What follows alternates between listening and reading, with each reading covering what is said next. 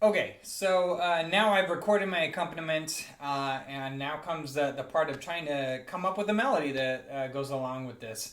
Some of the ideas that I have with this is I'll come back to this little motive.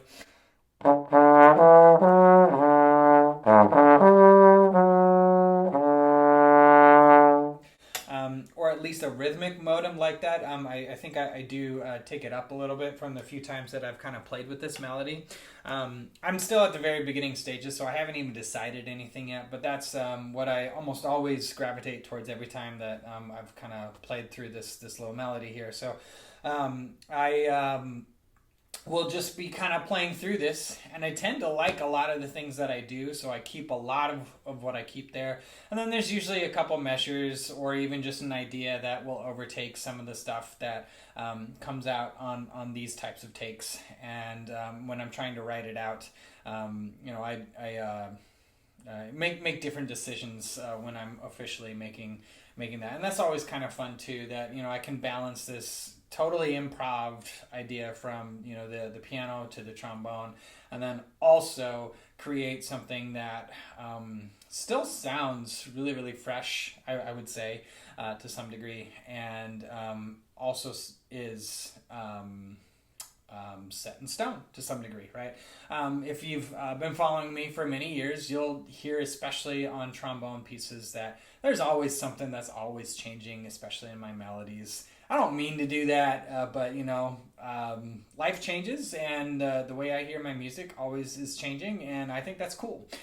So I'm not afraid to make small changes from time to time, but most of what I play, I like from the get-go to some degree, which is nice because I don't mess around with it all for a long time coming up with these melodies. But the most interesting thing that I must admit is that, once you make these boundaries of like, these are the chords I'm going to use, it's going to be this structure, I have this in mind. You write out that accompaniment all top to bottom here. You already really pretty much have a song, and all you have left is to create this melody, and that melody comes out from all these boundaries that you set. I'm doing this, it's in this speed, and I have these intentions. That's where creativity comes from, is by setting boundaries. It always surprises me how well things come out when, instead of saying what if all the time, you say what if this and therefore that, and because of this then that. It's a interesting way to go about creating music, so it's worked well for me, at least with what I like to do. So anyways, I'm going to kind of play through this, and in the meantime, I'm going to kind of refine everything. I'll probably have to re-record both parts and write out specifically what I want to do on trombone there, and then I'll have this piece ready to go. So it's a pretty painless process. It's usually pretty fun when I get to do this. So here we go.